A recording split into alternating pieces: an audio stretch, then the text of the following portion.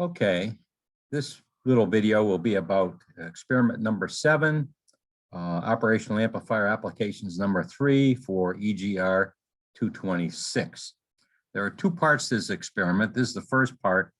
This is about op-amp comparators. So I've got my screen open to take and show you a circuit maker.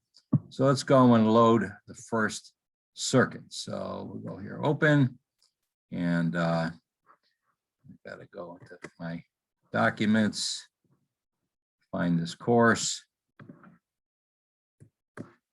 and spring of 2021, EGR-226, circuit maker experiments, and they're not there. So off we go. We're going to go into not the spring of 2021, but we're going to go fall 2020, and I'm going to go to this course, experiments, circuits.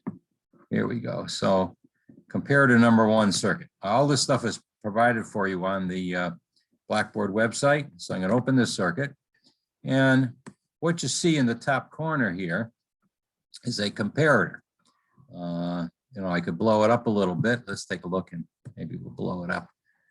Display scale, let's go to like 200. See what happens. Okay, so you can probably see this a little bit better now. And the op-amp is a UA 741, a classic operational amplifier with a plus and a minus input, 2 power supplies, plus 15, minus 15, and an output, which is normally pin 6. And what I've got going into here is a 1 kilohertz sine wave. Peak of 2 volts, goes down to -1 and up to +1 volts. The 2 capacitors are for noise reduction, but let's not talk about that or worry about that too much right now. Well, let's make mention of it. Why not? This plus 15 volts and minus 15 volts are 2 power supplies. What will happen when this circuit is operational is that the output here will go up and down between about plus 15, well, actually plus 13.5 to minus 13.5 volts, producing a pulsed output. Those pulses could get their way back into the power supply. And if the power supply is supplying some other circuit, therefore it'll propagate to the other circuits as noise. So we don't like to do that. So the +1 microfarad capacitor here and the +1 microfarad capacitor here will actually take and diminish that noise by the time constants of the capacitors. They're here for noise suppression. Okay, so let us take and run. Well, before we do that, let me point out to you, there's no feedback path from the output of this op-amp to the input. Therefore, this op-amp is running with its full gain, and let's take and run it and see what the output is. So what you see over here, the oscilloscope now, you see this yellow input, the yellow output, which is the output of the op-amp, and you see the green sine wave input. So let's see if I can blow the whole thing up. Yeah, it's a little bit better diagram. And so what's happening here is the yellow is the output, the green's the input. So as you can see, the green sine wave, when it's positive, well, the output is positive. If we go back to the circuit, we'll probably discover that the input is going into the plus or non-inverting input of the op-amp. When the sine wave goes negative, what happens is the output flips way back the other way. And as you can see, this is about, plus 13 volts or so and minus 13 volts or so. So the op-amp just flips and flops back and forth between its maximum positive output and its maximum negative output as the sine wave goes positive and negative. So we would call this a 0 crossover comparator, something like that, that it flips when the voltage goes positive, flips the opposite way when it goes negative. So the trigger voltage is, again, whether it becomes plus or minus. So let's take and, unfortunately, my face and my computer's in front of this. Let's see if we can make this smaller. And then let's see if we can stop this. We stop it. There we go. So that was the first circuit. We call this a 0 level op-amp comparator. The second circuit, let's take and load it. So we go File, Open, And let's see, compare to number 2.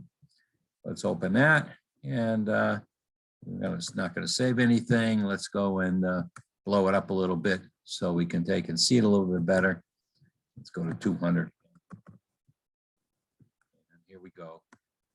So now this comparator, on the negative input, I have a +2 volt signal. And my input, again, is a plus or minus 1 volt or 2 volts peak-to-peak sine wave. It's 500 hertz, a little bit slower this time.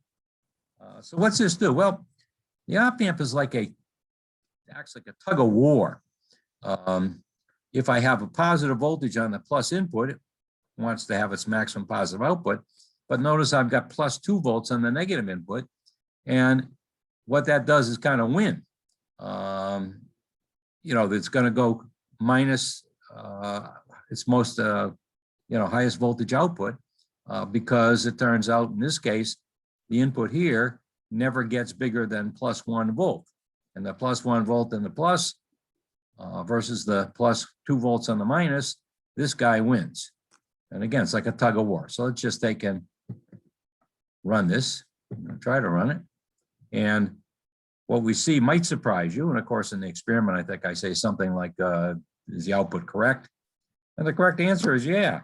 Way down here is the yellow, the output. And it turns out that, let's get rid of this guy. It's about -15, -12 volts, something like that. And that's the most negative output the op-amp can put out. Here's the input sine wave, and it's going up to, again, +1 volt down to -1 volt. But again, it never gets over the 2 volt battery, which is driving the minus input. So it is working fine. Let's stop this. Now in the experiment, we ask you to take and change this guy. So let's do that. This guy, so it's 8 volts peak to peak, which means we go up to 4 and down to 4. Hit OK. Now we're going to run it. When we run it this time, look what happens. We get a high positive output. Whenever what happens? The input exceeds the 2 volts. And when the input goes down a little bit below the 2 volts, the output becomes its most maximum negative. So what happens here is we're putting out a pulse. This one is different from the first part of the experiment where we actually put out a square wave because the sine waves was half the time positive and half the time negative. So if you take a look at this, depending on what we set the voltage for the bias on the negative input, we can control the width of the output signal. Let me take and go back, and of course I got to move my head out of my way here. Let's take and make this smaller. Well, it's not letting me do that, so I guess I can take and get rid of it. Going to stop this, and I'm going to take and let's change this guy here to 3 volts. So make that guy 3 volts. Okay. Now I'm going to run it this time. And what you see is, again, just what I mentioned, it takes the sine wave to get a little bit over 3 volts before it wins the tug of war, and the output jumps up to the high positive value. When it goes below 3 volts, and now the output is negative. So I can control the width of the pulse. And, if I want to go a little bit further, this, I could say I can control the duty cycle being the ratio of pulse on time to the period of the pulses. So I could vary, again, the duty cycle. Let's show you one more example here. Let's see if I can make that. I got to shut it off. Stop this. Let's make this guy. Let's edit device data. So I went one way with it. Let's make it so I go the opposite way. Let's go to -3 volts. Okay. And let's see what happens now when I run it. When I run it now, now most of the time the output is high, and only a small portion of time when the output goes below -3 volts is the output low. So again, I can manipulate the square wave output here or the pulse output, whichever you want to call it, by virtue of how I set that bias voltage on pin 2 in this case, the negative input of the op-amp. Okay, let's stop that guy. The last one is op-amp comparator number 3. So let's take and load that guy up. And we go up to number 3. There are 4 circuits there, but we're not going to do the 4th one. And we won't save anything. And this one's already big. That's nice. So let's take a look at this guy. So over here, we have some weird looking thing. Looks like the Alps or the Rocky Mountains or something. This is a circuit maker's way of making a what we call piecewise signal, where I can program it. And it looks like it goes from minus 1.5 volts to plus 1.5 volts in a 17.5 millisecond time period. I have now, between the plus 15 and minus 15 power supplies, an R1 that's 10K ohms, and I've set it at 50%, which means if you remember your basic circuit theory, I got 5K above and 5K below this pickoff point here, and it turns out that means the plus 15 and the minus 15 will send a current through that resistor, but at this point here, the potential will be 0 volts. So I've made this a 0 level comparator. Let's take and run it. Let's see if that's the case, and sure enough, it is. Now you can see my let's blow this up. Although if I blow it up, it turns out I might have to shut it off to get out of here. Now you notice that I have a green output, the yellow input, and the yellow input turns out to be a ramp or a triangular wave, whatever you want to call it. I've set a cursor, the blue signal here, at 0. And so I'm looking at when the signal flips. The triangular waveform is similar to a sine wave, and it looks like I've made a 0 level detector because, or comparator rather, because the input now is positive, the output's positive, the input's negative, the output's negative. So in the experiment, I ask you to take and change the value of that potentiometer. So let's see what happens. Let's see if we can make this small. We did, lucky. And we'll stop it. And I think I go here and I take and I click on this guy. I'll edit it to be 10K at 48%, I believe. So now that changes where this potentiometer is and what the voltage is. We'll see what that voltage is in a couple seconds. So let's run this. And now you notice things have changed. Notice that there's, because I put this to 48%. Now, by the way, normally you would think if I say put that to 0%, it would be all the way down. The wiper arm would be all the way down here and it'd be minus 15 volts.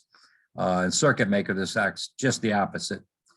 Turns out that if I put this to 100%, that this would be minus 15 volts.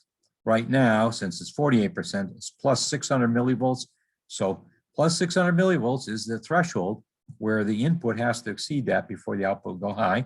And I'll blow up this guy again. And the blue line shows you that's exactly the case. The triangular waveform has to get over 600 millivolts before it will turn out that it flips the output. So it's longer in the negative output out of the op-amp than is the positive output of the op-amp, because it turns out the triangular wave is below 600 millivolts for a longer period of time. I'll stop this guy.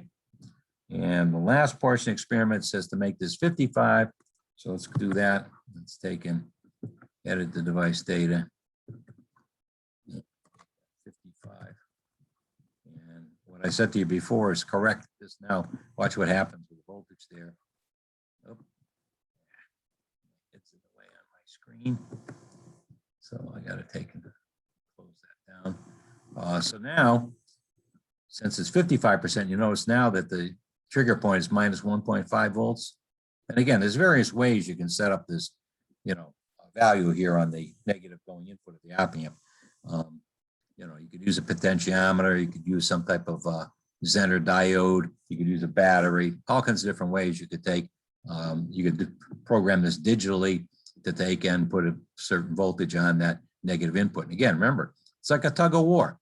If I got minus 1.5 volts on the negative input, I've got to overcome that on the positive for the output to go high. So I'll take and run this guy. And of course, now since I knocked my guy off, I have to take and bring him back. Oops, maybe we're not going to see him.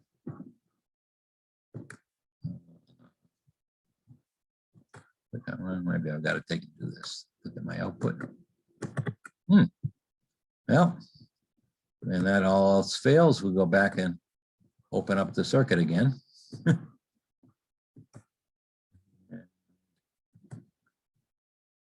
Okay, can change this guy to 55, as we just did before.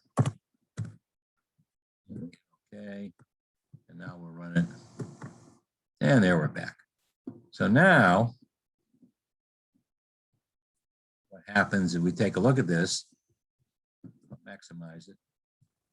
Okay, the input signal here is the yellow triangle. Turns out that, oh, what's happened then? Well, what's happened is I made my trigger point minus 1.5 volts. And you remember what the input goes from? Goes up to 1.5 and down to minus 1.5. You see a little glitch here. The output signal is always positive because I am always above my 1.5 volts. So I think an experiment, what I ask you to do is to take and,